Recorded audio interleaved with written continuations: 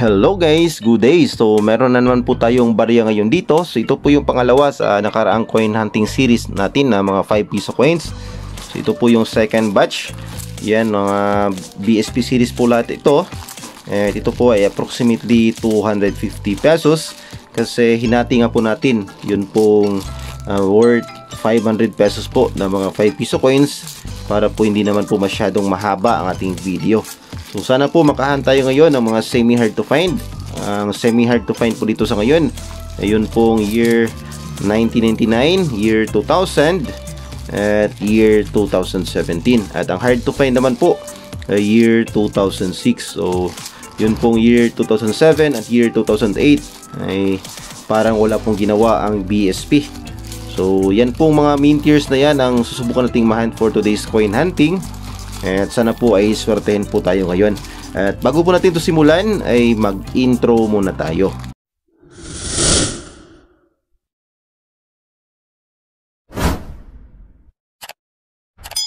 Ayan, hello po sa inyong lahat. Good day, magandang araw, mayong adlaw sa inyong tanan. At welcome back po sa aking channel. Kumusta po kayong lahat? Sana po ay nasa mabuti kayong kalagayan. So for today's video ay meron na naman po tayong barya ngayon dito. At automatic na magko-coin hunting series na naman po tayo. So mga 5 piso coins po ito guys. At susubukan na naman po nating makahunt ng mga semi hard to find at hard to find. At isalin rin po natin yung mga error coins. So ayan, another edition naman ng ating coin hunting series. At sana po ay swertein po tayo ngayon. Dahil yung first batch po nito ay nabokya po tayo. Wala po tayong nahunt na at least semi hard to find man lang. So, ganyan talaga guys, kapag nagko-coin hunting series tayo, eh, minsan meron tayong nahunt, minsan naman po ay nabubukya po tayo. So, tuloy-tuloy pa rin sa ating coin hunting para po madagdagan yung ating mga collections. So, first batch, first coin, year 2013, common. Next coin, year 1997, without mint mark, common. Next, we have here year 2005, common. Next coin, year 1998, without mint mark. Inhanap po natin dito, yun pong may mint mark. So shoutout pala dyan sa ating mga kaibigan sa coin industry. Kay Sir Idol Money Collector, yan, kay Sir Kwentong Barya, at kay Sir Rolando Quijada, yan, shoutout sa iyo sir. Kay Sir Mario Victorio Coins, shoutout. At kay Sir CNS Vlogs PH, yan, shoutout sa iyo sir. Kay Sir Nelson Alquino, yan, shoutout.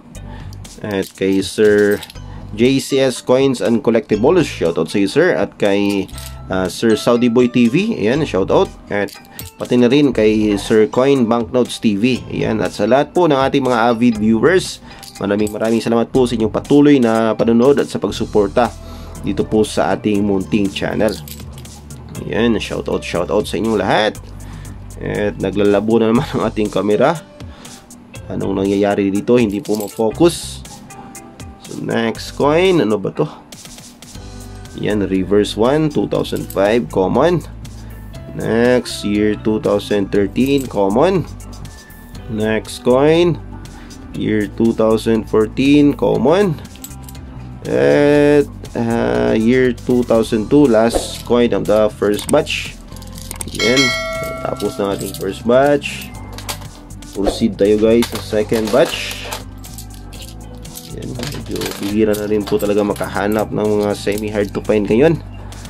First coin of the second batch, year 1997. And at the end of this video ay magsiselect po tayo ng mint year po na i-update natin ang kanyang status sa numista, ang kanyang kasalukuyang percentage, at ang kanyang price appraisal.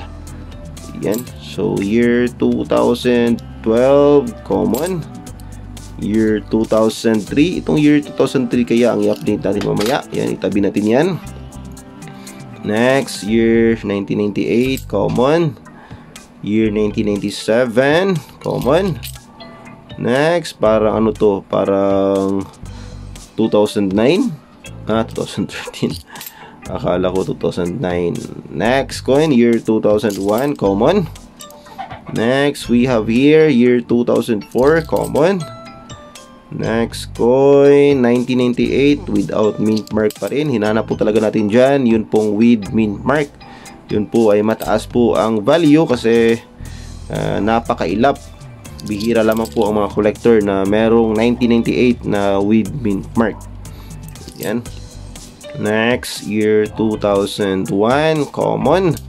And last coin of the second batch ay year 2013.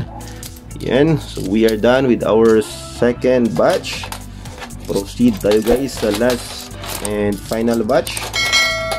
Yan, wala pa tayong nahan talaga. So first coin of the last batch, reverse 1, 2005 common. Next, another year 2005. Next coin, reverse 3, anong mint year? Year 2015. Hinanap po natin dito year 2015 na reverse 2. Next coin, year 1997, common. Ano to? Without mint mark. Yan.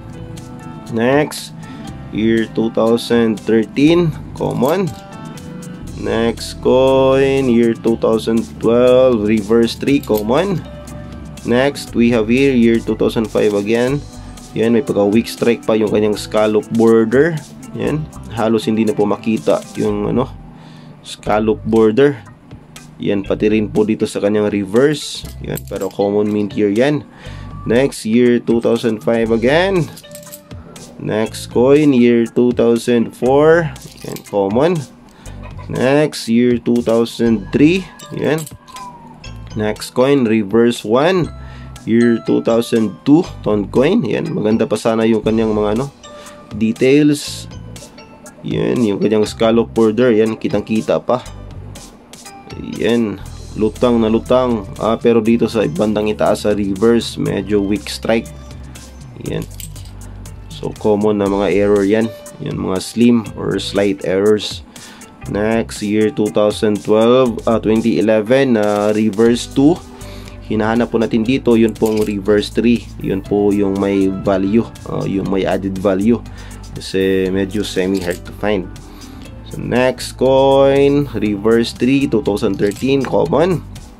Next, year 2016. Yan po yung na-feature natin sa nakaraang video natin. Next coin, year 2003. And finally, our last coin for today's coin hunting ay year 2002. So yan guys, wala na naman tayong nahunt. Bokya na naman tayo guys. Pero may update tayo dito. Ang current status nitong year 2003. Ang current status nitong year 2003. Yan, punta tayo dito sa n.numista.com. Yan. Dito tayo guys sa n.numista.com. Yan, 5 piso BSP series. Yan ang kanyang features. And standard circulation coin. Kanyang overs, ang kanyang reverse. Yan, kanyang comments. Coins with mint mark were struck in the Philippines.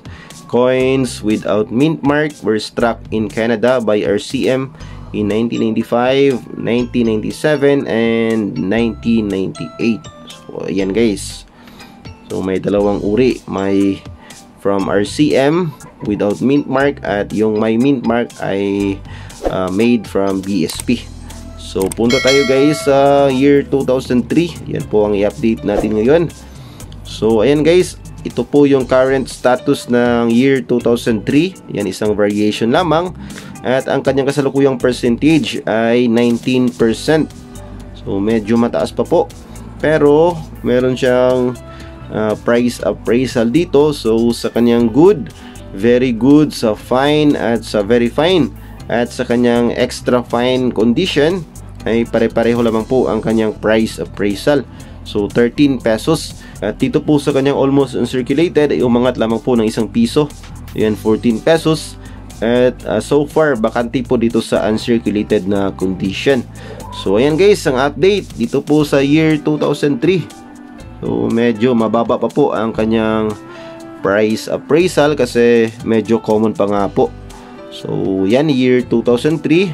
Yan, siguro mas maganda po makahanap tayo ng yung maganda po yung condition kasi sa katagalan rin po sa sirkulasyon, ay bihira na rin po yung mahanap. So ayan lamang guys ang ating update dito sa year 2003 at dito po sa ating coin hunting series. At sana po ay nakapagbigay na naman ako ng kaunting kalaman, kaunting update sa inyo regarding po dito sa ating hobby na coin collecting. At kung bago ka pa lamang po sa aking channel, ay huwag mo na rin kalimutang mag-like, mag-comment, mag-share at mag-subscribe. At pakipindot na rin ang notification bell para updated ka sa mga susunod kong videos. And that's it for this video guys, and we'll see you again next time. God bless.